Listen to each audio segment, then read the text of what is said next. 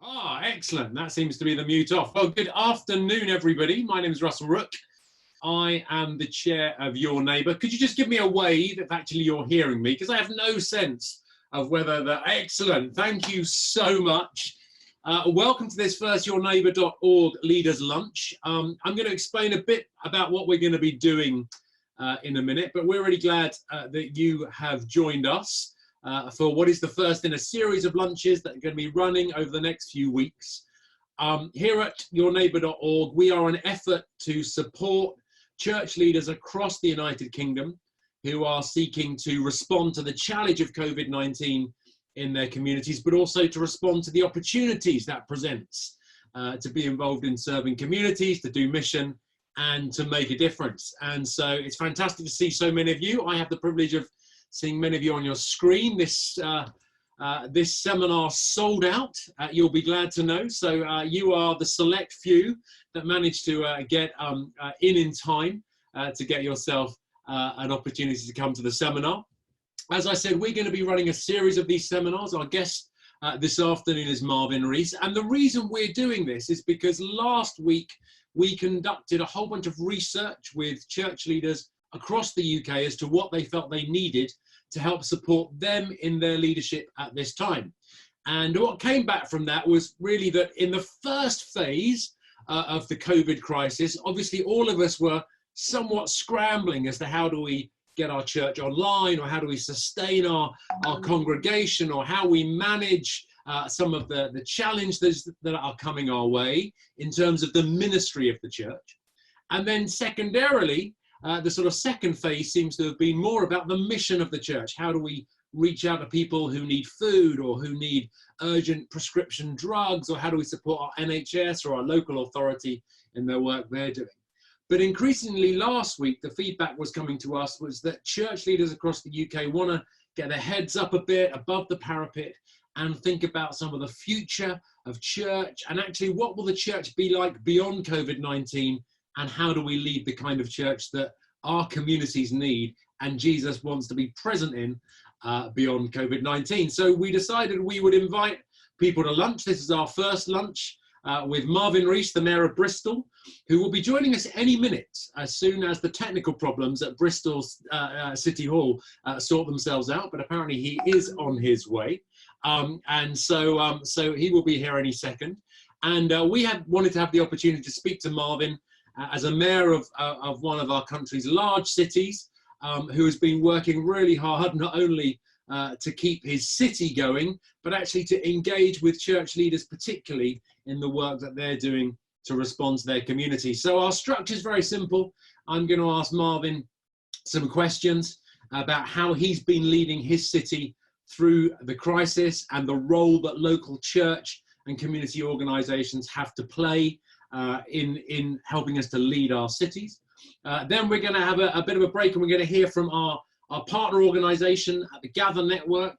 Stephen Sutton's with us. All of these leadership lunches are Your Neighbour with another organisation, with one of our partners. We are partnering with many organisations across the country, and we're partnering today with Gather. And so Stephen's going to come and tell us some of the work that Gather is doing in helping churches to engage with local authorities and communities. And then you get a chance to ask questions of Marvin. So the questions you need to do is sort of type that into your chat bar, into the chat bit, and then in the second half, I will pose some of your questions to Marvin. Now I hear that Marvin is with me. Marvin, are you here? Please say yes. Yeah. Yes, I'm here. Marvin, ladies and gentlemen, give a round of applause for Marvin Rees, please, and the technical department at Bristol City Hall. Marvin, it is fantastic. Thank you for being here, our first leader to join our first leaders lunch. We don't take that for granted. We know it must be pretty busy being the Mayor of Bristol right now. And so thank you for taking some time out. And I mean, the very first question, Marvin, is how are you? Because it must have been quite a 7 or 8 weeks for you.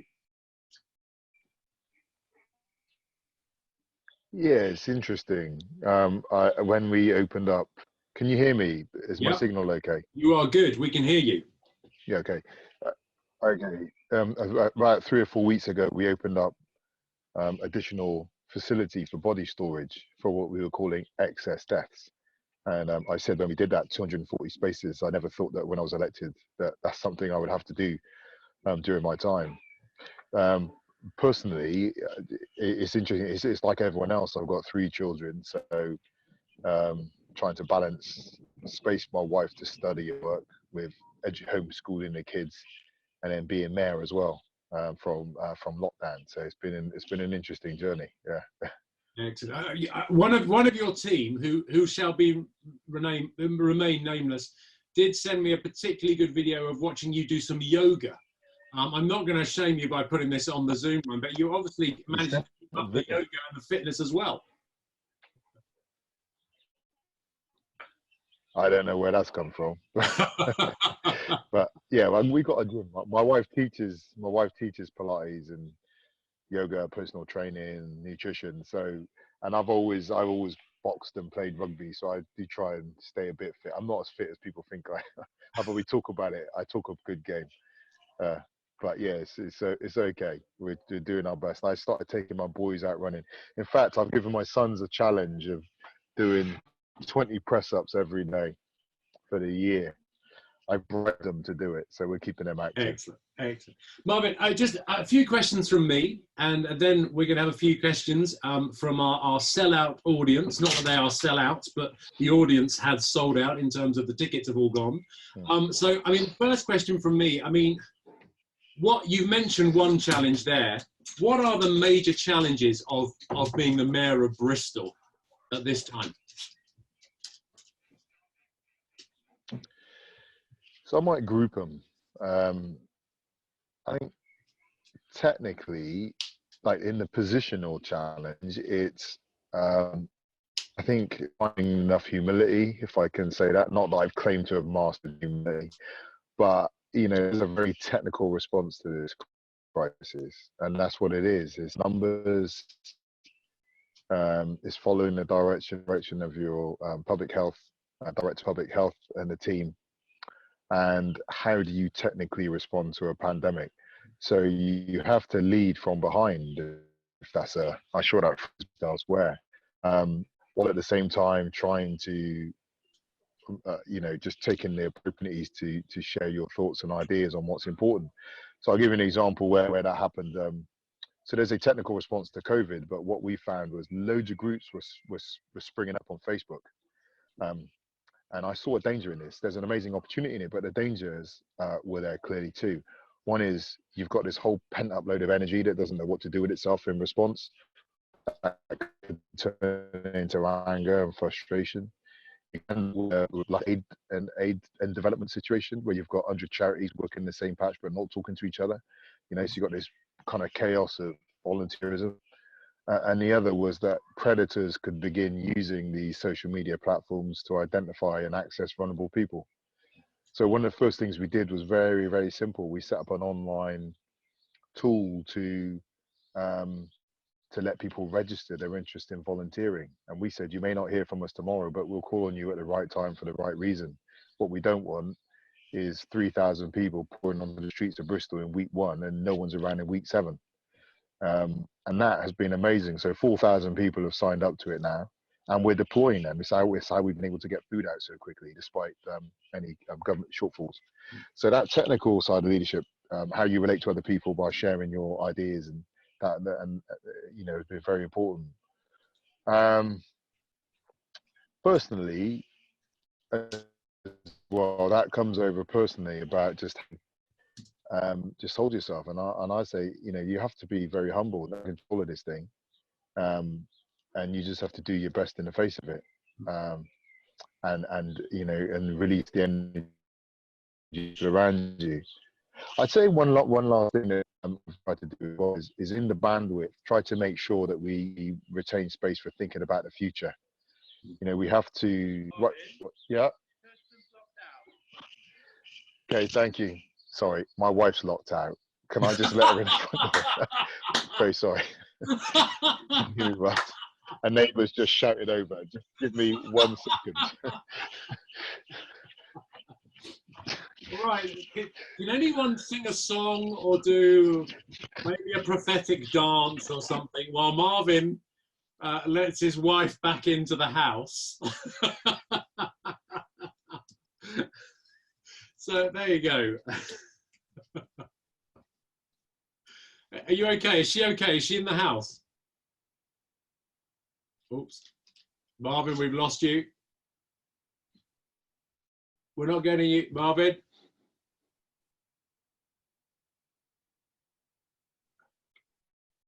Marvin, we're not hearing you here, Marvin.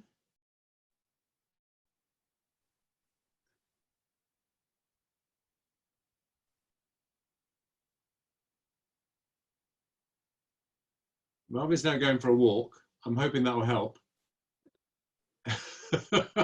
Well, you're getting to see a very unique view on the life of the Mayor of Bristol. Marvin, we can't hear you. We can't hear you.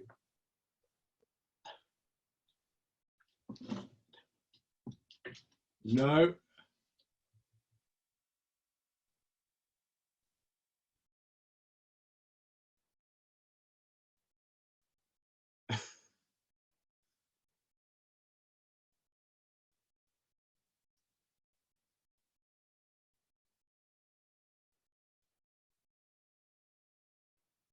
No. Are you on mute?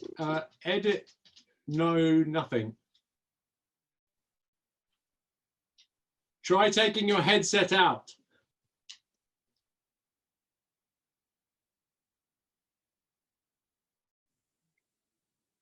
How's that?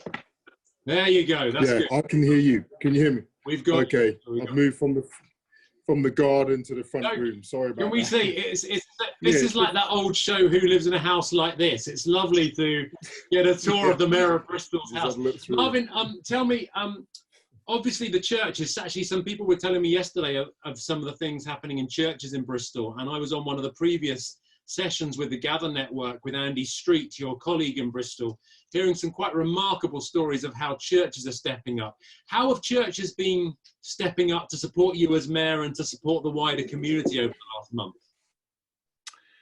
Well, it's been a continuation actually, and I've just read an email from a city partner, what we call city partner. They're not in the church, but one of the things they did say is that the work we've done over the last few years to build relationships in the city is now paying off in many ways. We built that resilience in. So the churches had already been involved in our citywide feeding program. We've made a commitment, no child should be hungry. So Andy Street was a key part of that. We had this phenomenal network across the city for getting food to children. Well, but even before lockdown was announced, you know, we had that session with Andy, with the executive director for adult social care, and we started to put in place the plan for getting food out. So actually, when we received our first government delivery of food, it arrived at 6 a.m. By 9 a.m., we were delivering that food to people around the city. Interestingly, we were delivering it with people that we'd recruited through our online platform, because we had a bank by that point. We had a bank of 2,000 volunteers. And we knew which ones had had DBS checks because we just set this system up. So we got volunteers, we got food out. So that's been huge. Also, the work on domestic violence, the church is at the front end of that. I convened a meeting with church leaders, or all faith leaders in Bristol actually, in about week 3. And what I said to them was, you know, we are facing a prospect of excess deaths in Bristol. So this is what we need from from faith groups. One is you need to work with the population to get them ready for death, right? Some people are going to die. Secondly, you need to prepare people now for the likelihood that they will not be able to attend the funeral. And then the third thing is, what is going to be your role in supporting people as they go through grieving alone in their house under lockdown? I said, this is the meat and potatoes really of faith leaders. And here's the door, walk through it, but come and tell me what your role is. And they've, you know, really stepped up on that front. It's been great. I did hear a particular story. Apparently, you seem to have also had great support from churches around vulnerable children. Obviously, one of the challenges for fostering right now is that, you know, many foster carers are over 70 in our country, and so they are self-shielding. But I heard also some stories of just churches stepping up in terms of and new foster parents coming forward. Is that right, from local churches? Yeah, well, and again, there's a legacy to that from times gone past. So last year we shared a challenge with the whole city, actually, not just council. We said actually giving children a home in Bristol is a collective responsibility. So we do these things twice a year called the City Gathering, which is like a city hall, which is like a village hall meeting. The first one we had about 70 people attend, but they represented Airbus, universities, unions. The collective spend in the room was over £5 billion, and between us we employed 70,000 people. So we said, if we mobilise that resource in Bristol, what could we not do? Like Tower of Babel stuff, right? So, and then now we've got about 300 people attend these city gatherings. And we said to the city, if we could recruit 70 foster families, we could have no kid in Bristol would have to go into the care system unnecessarily. This is not a city council, local authority challenge alone. This is for us. And over the course of that year, about 50 new foster families came forward. And a company like Hargreaves Lansdowne actually changed its HR policy to support those families coming forward. Anyone in the company who came forward as a foster family, that helps us because we don't pay foster families very well in Bristol. And we haven't got the money to do so. Now, the churches were a huge part of that drive also. They went amongst the church population and said, we want foster families. Let's make this a city in which kids can have a home. And that has now continued. So I think on last count, I was on a call this morning, actually. I think we've just, we've recruited recently about 50 new foster families, a large portion of whom have come through the churches. And I forget his name. There's a guy who used to work for the Evangelical Alliance. Krish Kandaya. Krish, I was on the phone with him this morning, and he said, actually, we're really, not that it's about being first or anything like that, but he said in terms of what we've done, it's really forward thinking and quite advanced. So yeah, the church has been quite incredible. And I've had people trying to have a crack at me about my faith, because I don't wear a Jesus Saves t-shirt and all that, but I am what I am. But actually, the biggest offence has been the actual, real, practical delivery of churches and the seriousness of the work they've done. Building homes, Jez Sweetland and the Bristol Housing Festival, the work we've done around refugees, asylum seekers, kids in care, food. I say to people, if you could do better than that, have a go. But if you can't, you need to step back. One more question, and then we're gonna have a slight pause and hear a bit from the Gather network, but then come to you. There's lots of questions coming in on the chat bar. Please keep sending them in. I'm intrigued there, Marvin. Clearly, the work that the churches have been able to do in the COVID crisis in Bristol is premised on the fact that you have been building relationships with churches as a council, and the council has been working.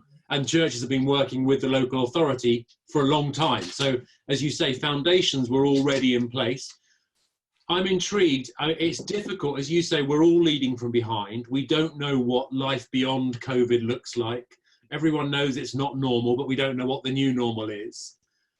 Clearly, some of the challenges, not just the health challenges that the virus itself creates, are going to be long-term. Challenges affecting people's economics, their job, their housing, their mental health, as you say, the issues of domestic violence, gambling addiction.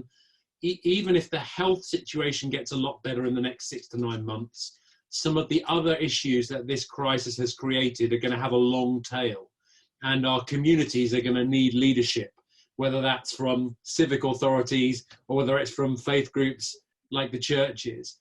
I'm intrigued to know, what would you be saying to a group of church leaders from across the country about how they work with their local authorities going forward, and how they support local authorities, not only in the midst of this crisis, but in what comes next as we rebuild our communities? Yeah, well, I just had a skim through. I saw Ian Mountford on here as well. So even though I would say turn up as a solution. I did challenge the churches as well. I mean, I come from, right? I grew up in a city. Mum took me, always believed, went to church at the age of 8, believed, I should give my heart to Jesus and all that type of stuff. And I've been on that journey ever since. So I am of the church. But sometimes it's felt that becoming a politician meant that they start to see me like, we don't want to talk too much about electing you off, So there's been a bit of distance. But we've been overcoming that. But what I said to the church was, look, it is not prophetic to turn up and tell politicians what they should be doing and join that easy chorus that now exists in Question Time and other such programs that have really gone downhill and just say all politicians are rubbish and don't deliver.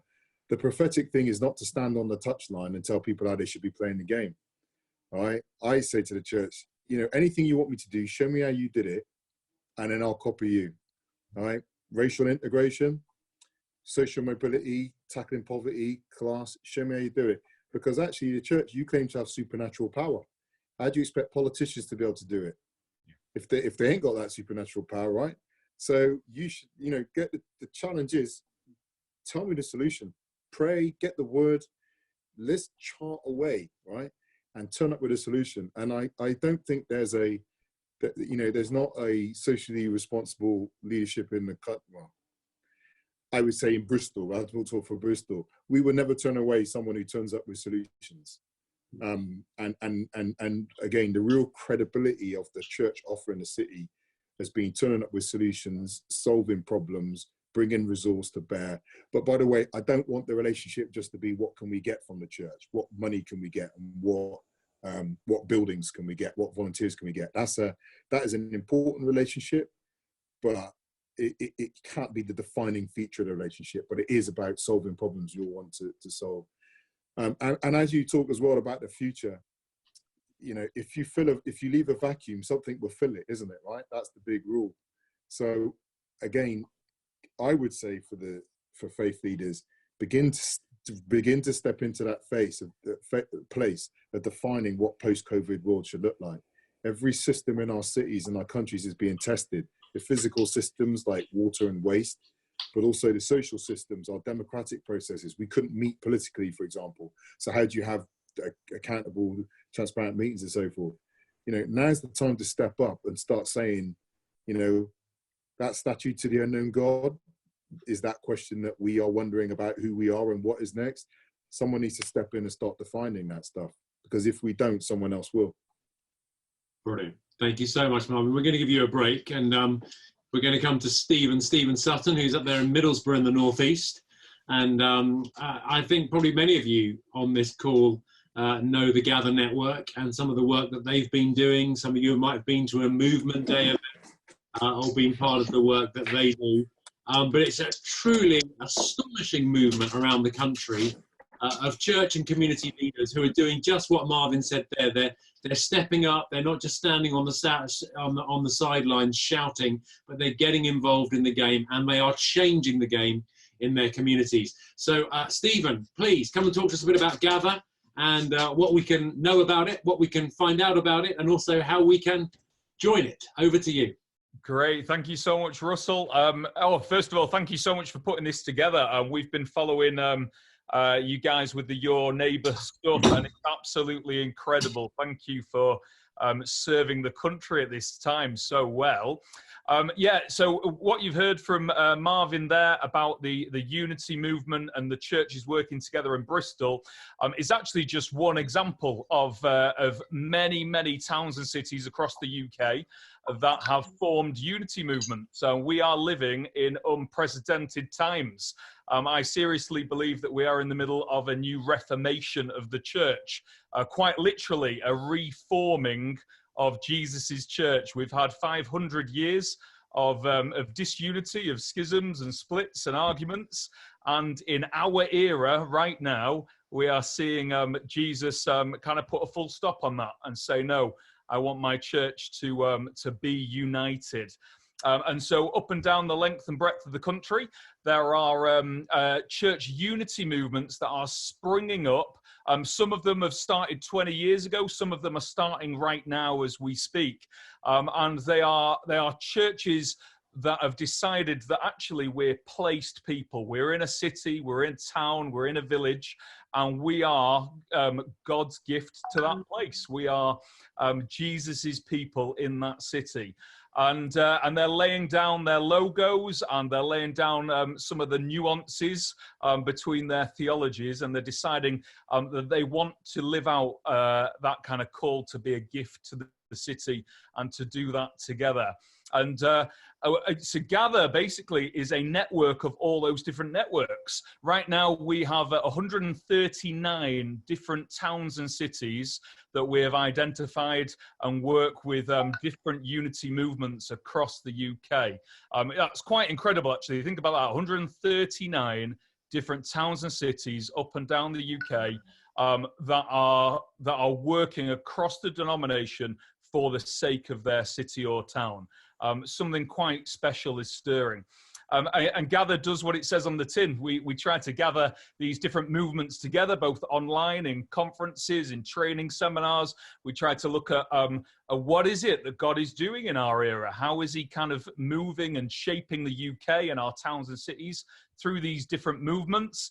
And we try and share best practice. One of the most effective things that we do is actually matching up different towns and cities with each other and do city-to-city learning. Because there are some people who have been leading unity movements for many, many years, and then there are some that are just springing up right now. And to kind of walk alongside unity leaders who have been doing it for a long time is just spectacular. So there's some great resources that you can find that we put out, but mostly we'd love you to just kind of connect in with us as the Gather Network. We have a website, it's gather.global. And that's got all our contact details and social media on. There's some great resources. It will tell you who we are and what we're about. But if you are a person that's got a heart for church unity and for the church kind of united to play a role in the future of our cities, a bit like Marvin's describing there, then honestly, you are going to love this network because you're going to get to connect with a whole bunch of other people who also have the same heart and are wanting to do the same thing. So that's about it from me, Russell. Is that all right? That is absolutely brilliant. Just give us that recap, Stephen. If people want to connect, where do they go? Yeah, gather.global. So gather.global. I'll put it in the comments now, and just head over there. I mean, you can find us on social media as well, but we'd love to connect with you. If you've got a unity movement that isn't yet connected, then there's a registration page, and then someone will get in touch with you, and we can talk to you about how we can kind of match you up with the cities, take you on some of the learning that is happening across the world. That is brilliant. That is brilliant. Thank you so much. I've been privileged to take part in some of the Gather calls over the last few weeks. Similar groups of leaders coming together to look at these issues. Hugely inspiring to see what's going on around churches and communities around the country, but also hugely informative in just helping us think about how we can do church and be the church. As Stephen says, it seems in church history, every 400 to 500 years, there's a big kind of gear change. If you look all the way back through the church, there's these kind of reformations that take place, these schisms, these renewals, these revivals, these reformations. And there is a real question right now, isn't there, about whether what's happening in our global context is going to reshape the church in some interesting, challenging, and hopefully very exciting ways. Marvin, we're going to come back to you, and you'll be glad to know people have thought of lots of questions for you and lots of difficult ones, so you'll be particularly glad to know that. We've got about 10 minutes for questions, so we'll keep these pretty rapid fire. We've got a few questions on this line, but Alan Magnus sums it up, and he says, what are the main areas of challenge you see for civic life for our communities after the coronavirus pandemic moves on? What are the things that are going to be left, that it's going to be difficult for you as a civic leader to deal with and for us as church leaders to deal with?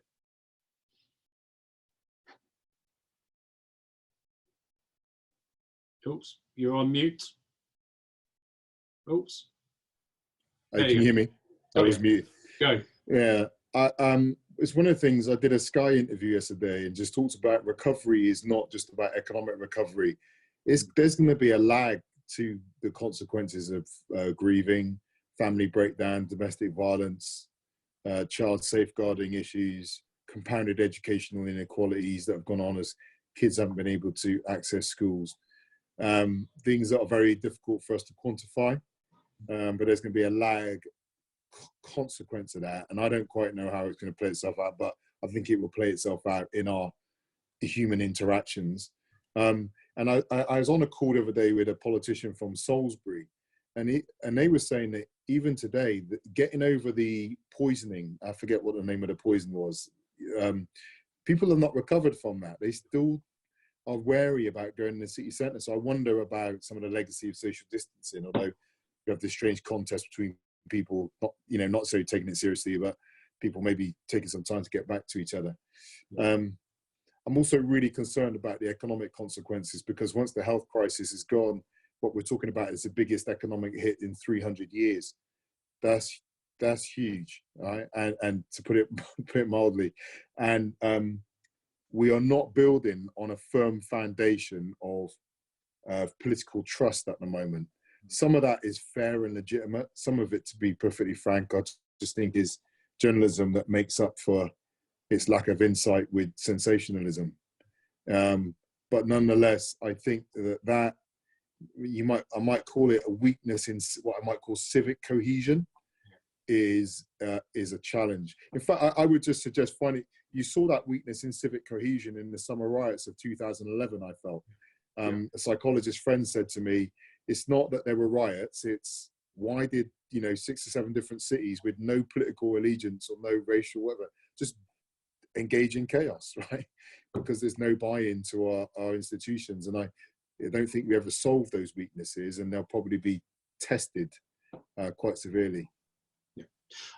I think you mentioned Salisbury there, and I want to give it a bit of a shout out for another Christian politician of a different party to you, but John Glenn is the MP for Salisbury. And I was talking to him last week, and you're right, the impact of those events in Salisbury have been significant. John is also one of the Treasury ministers right now. And I think, right now we all need to be praying really hard for people like yourself, for ministers, people like John John's brief involves debt and financial services and all that, people making decisions, as you said, that they never thought they'd have to make.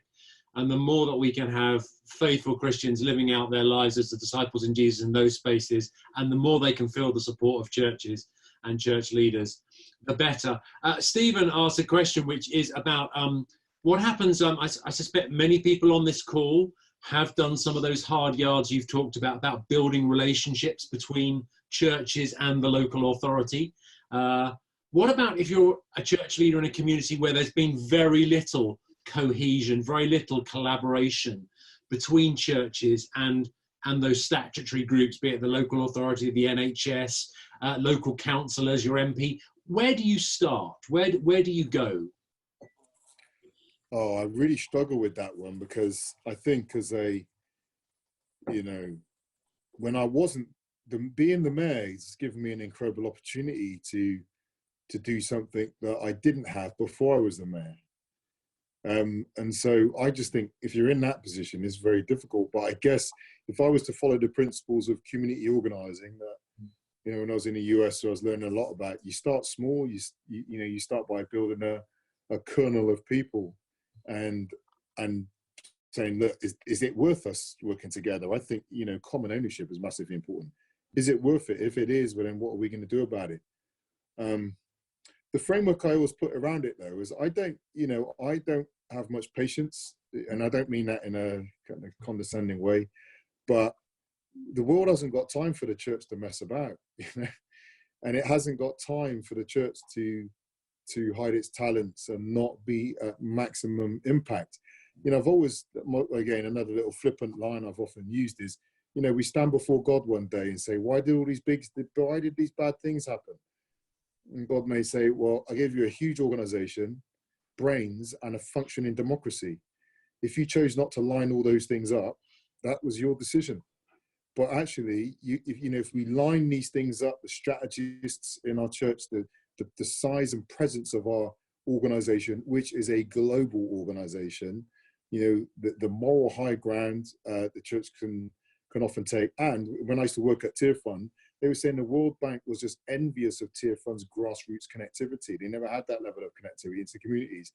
There's a phenomenal resource here. I read a quote by Malcolm X last night, and he said, it's not people we lack, it's strategy. Yeah, and I think it probably stays the same for the church. That's superb. I mean, there's loads of questions coming in. I'm struggling to choose them because there's so many. But anyway, a question from Julia and one from Des, which have a bit of an overlap here. Clearly, we're not quite sure why, but the BAME community are one of the communities that are most impacted medically by the pandemic and also in other ways, socioeconomic ways. And there's lots of clearly multiple factors around that. So Julia's interested in are there particular things churches should be doing to support BAME groups? And Des is also asking, look, slightly linked to that, presumably also you're not just working with churches in Bristol, but you're working across faith groups. And are the churches finding themselves able to work with other faith communities so they're not duplicating, but they're partnering? So I would say, there is a disproportionate impact. I wrote a little piece the other day and just saying, be very wary of people that start to go down a genetics route on this. I used to work in public health. What I would suggest is, we know that people with brown skin are born in the UK, destined to end up in mental health institutions, die, prison, or die earlier than white people. So that doesn't mean that white people can't be poor and have all those negative social health livelihoods. But this is just what the data says. It's not an emotional issue about it. So I would say, it's about the underlying pre-existing conditions. That's where I would go. And I read an article on the weekend which prompted me to say, look, just be careful on the genetics. We've got to look at the social determinants of health. That they're saying, well, there's this area we don't know about. Well, let's put that down to genetic differences. Well, again, beware of that. Not every dynamic around the impact of race or the race premium you pay for having brown skin is accounted for in the way we measure things. Yeah. So years ago, there was a book on the disproportionate number of African-American men with stress-related illness. Well, how do you measure that? But we know we know there's a dynamic around it. So I think, there's a lot landing, and a lot of our, a lot of the fault lines and weaknesses in our society being exposed by COVID, not least the the precariousness of existence for people from certain groups. It is, and I am part of a group now which is national and going to go international. We had about 33 Black and Asian people just a couple of Fridays ago on a call, and including Lord Simon Woolley from Operation Black Vote, Patrick Vernon, who's done a lot of work on Windrush, looking at this and how we make sure that we don't end up with COVID actually compounding existing inequalities and lowering the trajectory away from inequality that we've had in the past, which is what will happen if we just leave it to what it is. We have worked across faith, and I've always worked across faith. And if I can say, actually, in 2012, the Muslims were the only people that overtly were like, as an organization, as it were, give real overt support in that sense. As organizations stand up at the front and say, hey, and they know I was a Christian, which is quite an experience, actually, the difference in the way we landed. But that's part of a deeper conversation about the relationship of the church with electoral politics. We just reached out to everyone. Everyone knows I'm a Christian. I work with the churches, but I challenge all faith groups on the same way. I said to a group of imams when I met them, don't just turn up and ask me for money. What are you going to do? You've got millionaires in the mosques. Tell me how you're mobilizing all that strategy and those people to do things. I said, I'll give you the same challenge I give to church leaders. And I think, I think the fact that we've been real about respecting faith groups has been pretty well received, if I dare say, and paid off and allowed us to give those challenges. That's really good. We're going to come to you, and we're going to close in a minute. And Marvin, before we close, I want us to pray for you. And so my last question is going to be, what can we pray for you for? I spend a lot of my time working between faith groups and politicians like yourself. we have a rule that we try to teach church leaders and NGO leaders when they go to government, be it national or local, and that is, don't go for an ask without an offer. So don't go to Marvin and say, this is what I want, unless you're prepared to say, and this is how I can help you in this area. I think at the moment, that's changing. I think we're saying, don't even think about the ask, think about the offer. As you said, Marvin, think about what your church can do for your community at this time. You can find some things to ask for from politicians later, but right now what they need is people who can support and make a difference in a really, really challenging space. So I'm intrigued. I will say, Russ, sorry, go. Yeah. Russ, can I just say, I don't mind the ask. And Andy Street, who was on this call, we've done this, and with she now as well. We've actually tried to develop a culture in the city called make us a big offer and then make a big ask. Yeah. Make the big offer about what you want to get done, right? And then be clear to us as a city what you need from us to help you get that done. Great. So Andy turns up and says, I'll make sure there are no hungry children in Bristol. Well, we all want that, right? We want it, health service want it, police want it, business want it. And then he says, this is what I would need from the city to enable me to achieve that, because it's a collective act. So we've developed that big offer, big ask. I did it with Steve Chalk the other day. He's coming with a big offer in the coming days, and he's going to make a big ask with it. So we don't mind the ask if it unleashes delivery. It's great. Fantastic. I think you've now changed my mantra, so it's go for a big offer, and then as a result, make a big ask. Okay, Marvin, how can we pray for you? Well, I always feel like if I say I need wisdom, that it's a backdoor route to me getting really rich. But I do need wisdom in terms of making decisions there. It's and that's both technical and emotional wisdom as well. So I would pray for that. And if I could ask also for pray for the churches in the city. Like I said, they've been amazing, really stepped up, offering leadership. It's been incredible, and they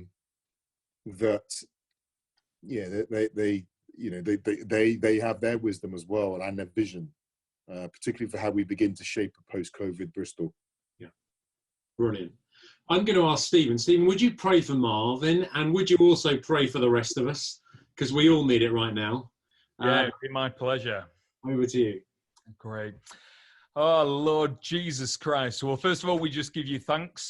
Thank you so much for Marvin. Thank you for his servant-heartedness. Thank you. He's a follower of you, and that in the position that he finds himself in, that you've called him to, he is just working out his discipleship. And so we want to pray a special blessing over him personally as he carries burdens that perhaps many of us don't even understand how he's managing to hold it together during these times. We want to pray for incredible emotional kind of ability to process things.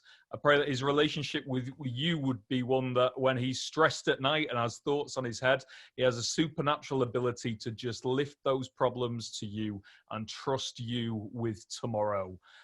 We want to pray that the work that he is doing as he ministers in Bristol would just be blessed by your hands. We want to ask that that as he addresses some of the huge social need that this virus is creating, that you would give him such incredible wisdom. May he hear your voice. May you nudge him. May he have little God coincidence moments each and every day where you guide his steps, guide his decisions, and guide the words of his mouth.